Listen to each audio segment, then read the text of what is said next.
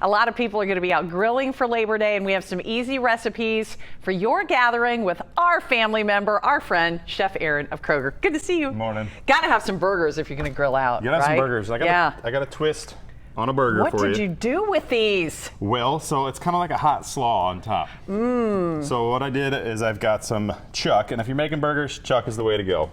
If you're concerned about... Chuck's the way to go. Chuck, right there behind our camera. And I know he'll have a bite of this burger. Chuck. Okay. Named for our friend Chuck. Okay. So the reason you want that, it just keeps it juicy. And what I did to save from worrying about how you have to season it is I took this black truffle. It's a tomato. It's similar to like a ketchup consistency. Really? But it's full of truffle flavor. And what I did is I put about 2 tablespoons inside of that ground chuck. Oh, and I formed it into patties. Yeah. A little bit of salt and pepper on top. And the combination of coleslaw is cheddar jack, coleslaw, and then I've got more truffle. Wow. So that's a whipped truffle. It's very similar to like a mayonnaise. Where do you find this? In the condiment aisle? Mayonnaise, yeah. Okay. Condiment aisle. Good. Yum. And what I did, I just cooked it up. And then after you flip the first time, you put your coleslaw mixture on top, and that's going to help it kind of melt in and not fall off your burger. That sounds good. And then to top it all off afterwards, I've got these fried onions. Fried onions are good on anything. Yeah. This is a brioche bun. I toasted it. If you're not toasting your buns when you're making burgers, you're missing out. Okay, make sure you toast the buns. It changes You're the going world. to toast them today because it's going to be 93. You're going to toast. It's going to toast whether you like it or not.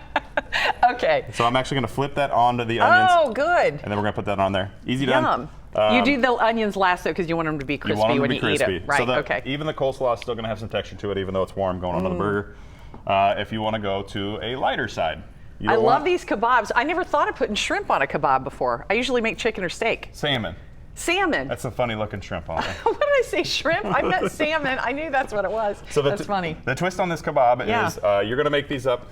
You're going to get about 1.5 pounds of salmon for these 5 kebabs right here, and you're going to marinate it in the Sesame Teriyaki stir-fry sauce. Yum. You can drizzle a little bit on the kebab after it comes off the grill as well. But the other twist is I've got these sweet peppers. I'm taking off the stem, and I'm cutting off a little bit of the bottom. Oh, you just put the whole thing on and there, I'm putting this garlic bread cheese inside of the pepper. Oh, wow. So the reason you use this bread cheese is it's firm enough and it's strong enough it's going to withstand the heat, and it's going to slightly melt into the pepper, as you can see as it goes.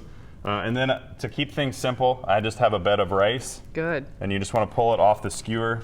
If you want to see, here's what this garlic bread cheese looks like. I've never seen this before, but that looks delicious. So that's going to be at the cheese shop if you have a cheese shop. Yeah. And the Murray's cheese. It's really firm when you cut it. You're going to want to put about 1 inch of cheese into the pepper, and as you can see, it just goes over the rice. It's good to go. Yeah, that looks great. You can put more stir-fry seasoning on there if you'd like, but you don't have to. Okay. Then you have dessert over here. These look really yummy. I have dessert, and it's simple, simple, simple. Yeah. So that peeler that you have next to you is what you're going to use on the apple. You're going to peel the outside of the apple, but then you're just going to keep going, and that's going to give you really, really thin slices of an apple. Oh, really? And you're going to go all the way down to the core. You're going to melt this honey cinnamon butter, about a tablespoon of that, and about a tablespoon of the maple syrup right there, and you're going to put that on the apples, and then just lay it in the middle of the crescent roll as you roll it up. Bake it according to the instructions.